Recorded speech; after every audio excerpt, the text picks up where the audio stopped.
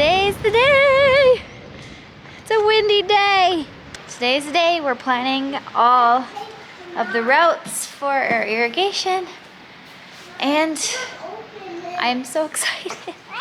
So the first thing that we've got to do to make these frost-free lines is to find the main water line and to hook into that. We've got to dig down deep, and it's right close to our electrical and gas lines, so I've got to hand dig it. The rest of the line we can use the trencher for, but to find that first spot where we hook in, I've got to hand dig. So here we go.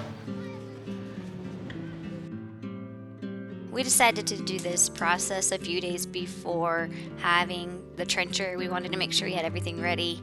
And going into this whole thing, we all had a little bit of uncertainty and nerves in us, as we really didn't know what we were doing. We're getting closer. We've reached the caution tape, I guess they put in there to tell us that the line's coming. It is so deep. We plan on renting a trencher to be able to dig all the lines, because we need 3 to 4 foot deep trenches for like several hundred feet. There's something there. There it is. I see blue. That's way deeper than I was expecting. Now we're trying to clean up around the pole, because we've got to connect to this line. Over here, guys. There. Oh, that's definitely a baby. It's moving. It's moving. It's a mouse. Hey, Mom, I get it. For a pet. We are not getting that for a pet. It's cute. So cute. We are trenching for our irrigation in 2 days. So there's some things that we need to get done tonight to prep for that. And one of those things is we want to spray paint the lines where we want the trench to be dug. Once we get the trencher, we can just quickly zip along the lines and not have to guess where anything's gonna be. So we're really hoping to get a lot of that prep work done tonight and tomorrow, so that by Friday morning, we are ready to go. Nate's already out here just getting started. As you remember, we dug the hole where the frost-free tube is. So from there, we are gonna start the trenching that will go all the way to the back of our property. We need the spray paint still? Yeah. Here's all our stuff. Okay. I found it. You found it. There you go. Sweet. Where was it? In the bag of Home Depot stuff Oh. that you placed in the garage. What a view! So let's point it out, and then we'll spray it over. You gonna try to save your flowers? Yes! I worked hard for these!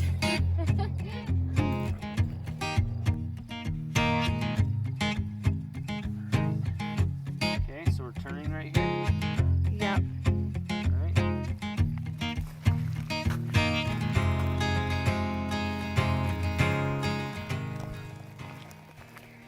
This is my tomato twine. Multi-purpose. Yeah. Stick it here, it'd be great. We've got the lines marked out with twine, and now we're going to spray paint it. It starts to feel a little more permanent.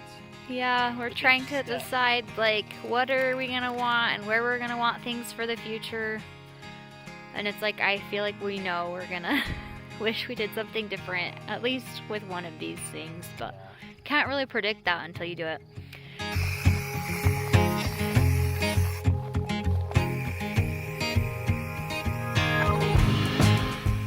Alright, that's it. Woohoo! Another thing we needed to do to get ready was to have piles of rocks near where we were going to have each hydrant. So we had to put rocks at the base of each hydrant, and we just wanted those rocks ready to go when we were ready to set things up. And so Nate and Rowan here were wheelbarrowing rocks to each of those places. Oh! Not the tire again! No, it didn't blow. Oh, it is bent. Like, No. it's bent. And so it's the axle or trailer. We can use Rowan's trailer. Rowan, we need you. He's been so helpful. This is our last option. Does this mean I can have the wheelbarrow of my dreams? Yeah, probably. Those things are so expensive. We bought this wagon in like 2016 in North Carolina when we were in our small apartment, and I had to get our groceries from the car to our apartment because we had to park, I don't know how far. We had to park like sometimes 400 to 800 meters from our house. Oh, not that far. It felt like that far for me. Half a mile? Okay, No. maybe a quarter mile. So I would load up all of our groceries from our car into this wagon and then lug it to our apartment. Nate's second guessing my distance. Definitely 100 meters max. 200. Give me 200. I was carrying one kid in one arm, another kid in another arm, and pulling that wagon with groceries in it. No, it was, yeah. It might as well have been a mile. Good job, guys.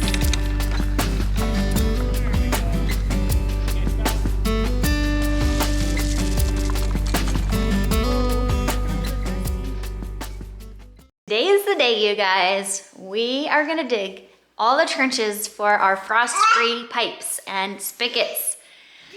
I have butterflies in my stomach. I'm excited, but I'm also nervous. We've never worked a trencher before, so this should be interesting. The trencher is a heavy duty one because we have to attach to a pipe that's like 4.5 feet in the ground. You saw us digging that and preparing it. And then we need our pipe below 3 feet in the ground, below the frost line, so that we have access to water all year long throughout the winter. Here he comes. That thing is creepy. It's like a monster, isn't it? Is it loud? I'm guessing it is very loud. So that's what it looks like, huh? That's what it looks like. Danger. Does look like dangerous.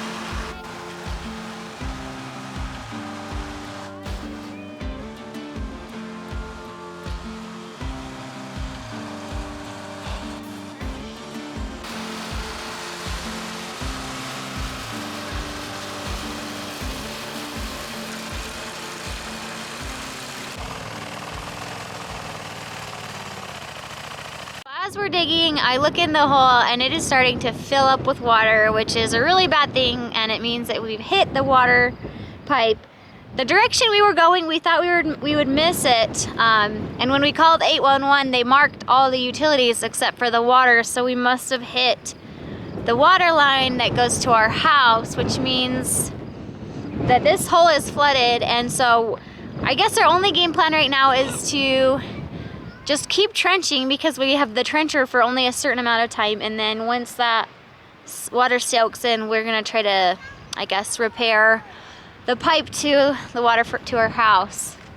I think we have the supplies to do it, but it's kind of a bummer. I hope this isn't a bigger deal than what we think it is, but I guess for now the only thing we can do is just keep moving forward.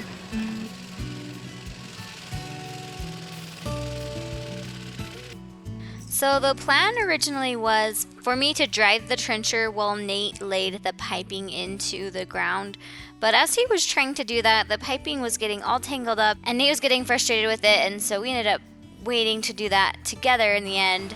And I continued to dig the hole as Nate emptied some water from the hole where we broke the pipe and was messaging our friends trying to figure out if there was a way that we could somehow fix that pipe. At first I was super nervous to drive this big machine that had danger written all over it, but it actually wasn't that hard, and in fact it was extremely slow, like painstakingly slow. Like it would move just an inch every little bit. So this process took us a really long time. Like just that first stretch took like an hour, just that one way.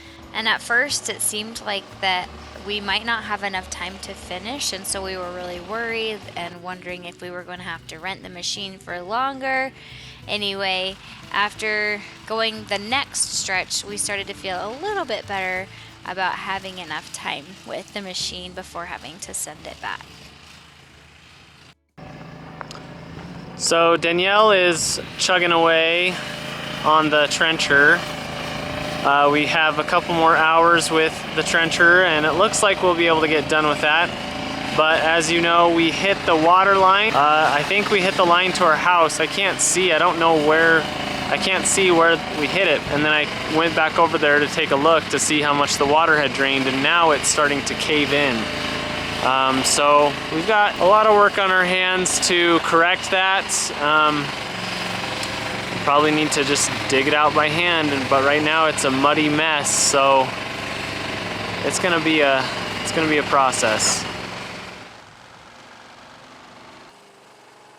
I had almost finished the next straightaway, and in this video you can kind of see how slow this machine was actually working. I kept looking back to see if I was done, if I had made it to the end spigot, and I wasn't even close. So it definitely took time, but it was worth having because obviously it would have taken us a lot longer to accomplish this on our own. Here's me finishing up the last stretch, and it felt so good to be done. Let's take this back. It's done the deed. It is, you know, I thought this would be the scary part, working this machine, but the scary part is going to be trying to get water back to our house. But this thing was great. My hands are sore from crimping onto it for almost 2 hours. Very slow, but very effective. I would suggest getting one of these if you need to dig a trench that's lower than 3 feet. So we're done. We're gonna load it back on the trailer. My son wanted to hitch a ride on the way back, loading up to the trailer, and of course, my oldest daughter saw him getting a ride and had to join, and before you knew it, our second daughter wanted a chance to ride as well.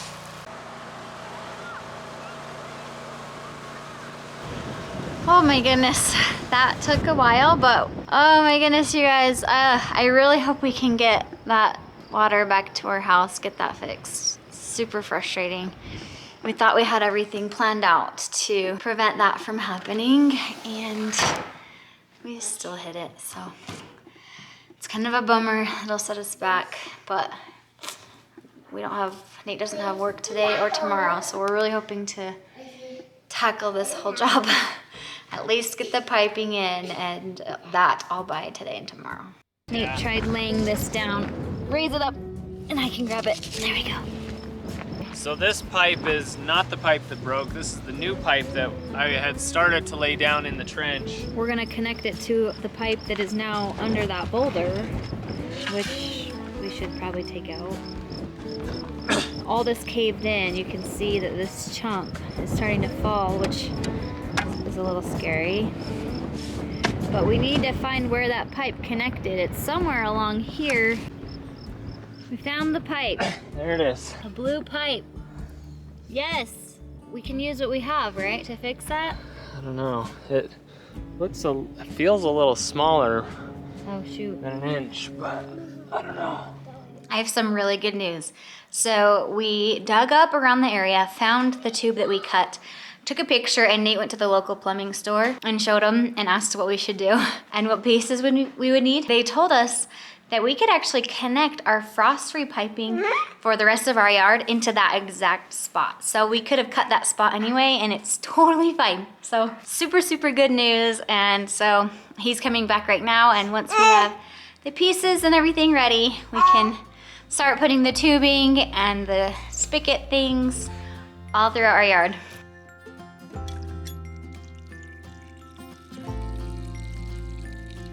So I think we're gonna do a T into this line and then go down the trench that way. Okay, here's our setup. Bucket with all the different attachment pieces, cutter, hammer, and then Nate squeezing into this tiny area down there. So we've put a T right there. Move down all the way to the end where we have a corner piece, and then we'll stick an elbow and launch it that way. So the pipe is super windy, if you can see it behind me, so we'll have to kind of tag team it and make sure we get it down in there flattened out. Metal on metal, I think. What's scary is that this chunk has completely separated from that, and so I'm worried it's gonna, the gap is getting further each, like, over time, like minutes. So I'm worried about you getting smashed. Okay, we got all of the pieces attached, and as we were doing it, a chunk from this piece did fall down. Okay, turn it on. All right, let's test it. I'm a little scared. There we go. Oh. What does it look like over there? Any leaks? Not yet. No leaks. That is wonderful, but now we need to get all of this windy tube into that deep, straight trench. Here we go.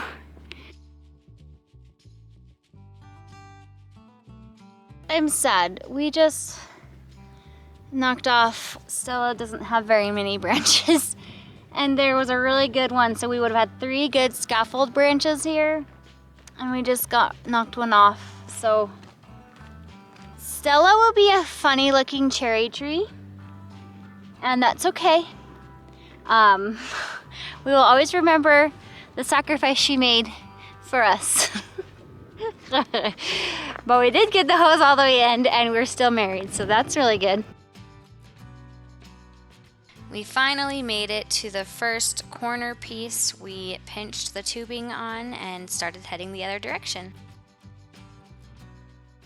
Like we're getting so close. We have one of our pumps set. We've just put some rock around the base of it so that the water can drain out there. We're getting the second one ready to go, and then all we will have to do is put the blue pipe going all the way to the last pump, get the pump in, and then we'll test it out. I'm really hoping it all works because we have been without water the entire day. I would really like to have water by tonight. The original plan was to not hook up to the first place, not hook up to the main water line until the very end so that we wouldn't have to shut off our water. Just have like everything hooked up. That was what we were advised to do, have everything hooked up out here, and then the last place to hook up, turn the water off, hook up at the main water line. But because we hit the main water line first, that forced us to turn the water off, and it's been off all day. So we will be really close on having enough blue pipe to go all the way that way. We do have another 100-foot roll, but if we could get away with not using that, we could return it and save some money. But we might have to use it. Let's see. The problem will be we'll use like 10 feet of it, and then we'll be like, what do we do with the rest of this? But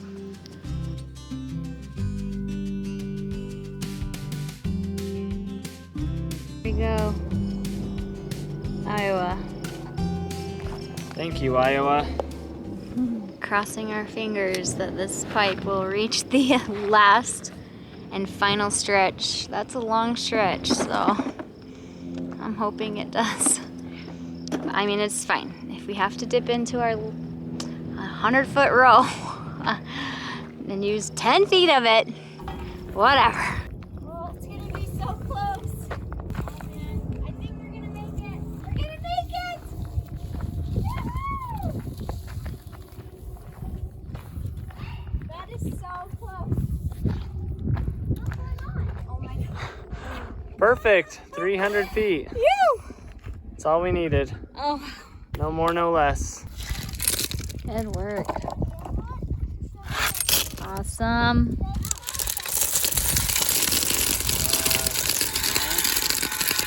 I need it. Families who work together stay together. Good job, everybody. Keep going. Now we're gonna go turn it on. It's kind of a scary feeling to see if we failed or not, but if we succeeded, then we can turn our water back on, and that will be a great feeling. Can you hear it? Yeah. You hear the water going through the tubes? Do you see any water like leaking out? When we turned the water back on to test to see if it was working, one of our kids had actually opened one of the spigots and water was spewing out of it. So it was working. So there's where it drains out the bottom of the hydrant. Oh, yay! Oh, that's a good We have water again. That's a good feeling. Okay, we refueled again, filled our water bottles. The kids have been dying to fill in these trenches. They've been wanting to push their dirt in super bad. Hazel is chomping at the bit to shove this dirt in. On your mark, get set, go! False start.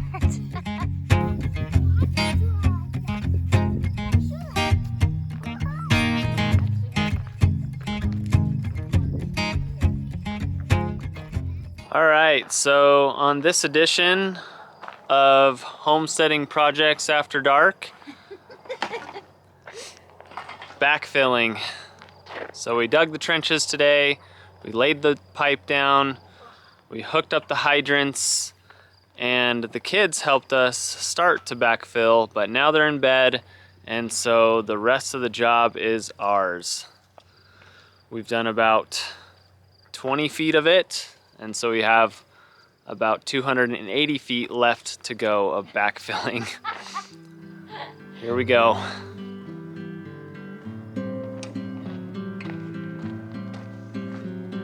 All right, time to bust out the headlamps and keep going for as long as we can. And the good thing is today's Friday, so we have a day tomorrow, Saturday, to still work. We have water too. And we have water running, so it's not Less pressure.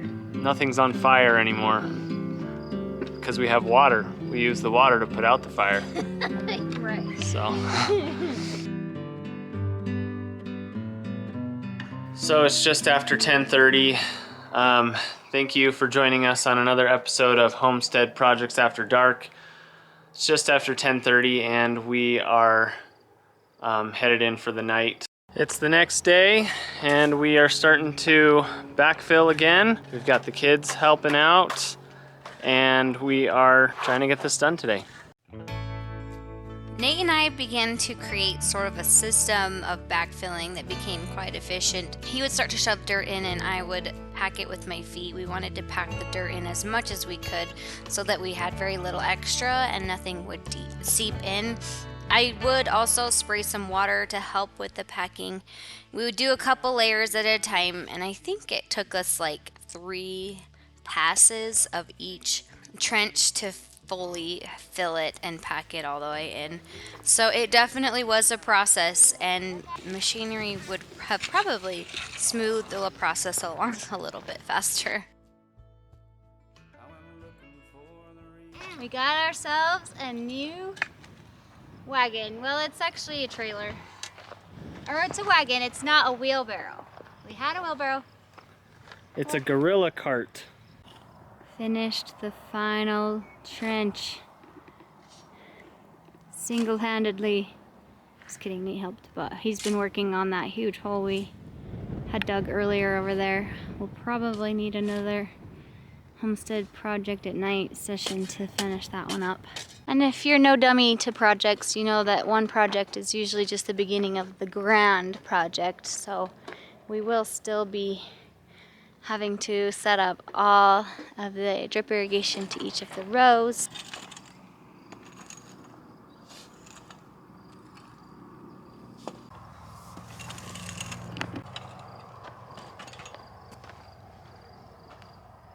So as you know, we have been working on filling in this trench from like bright and early this morning. We took a little break with our kids as a family and we went and had a fun dinner out with sushi, pizza, and all that good stuff. But we've been back to work out here filling in that massive hole. And Nate just got that all finished up. Oh, you guys, I can't believe we did this, especially because we had no idea what we're doing.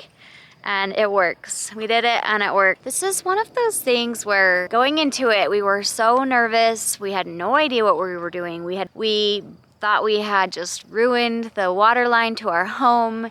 There were so many emotions going into this. It just felt like there were so many things that had us feeling like unsure about ourselves. But now that we've finished it, it feels so fulfilling. And it's one of those things where we could have let that fear stop us from even trying. Instead, we chose to reach out to friends, to people we knew who had done this before, who had things we could borrow or advice to give us. And we decided to just do it. And now we have just that little bit of extra confidence that can really carry us forward into our next project.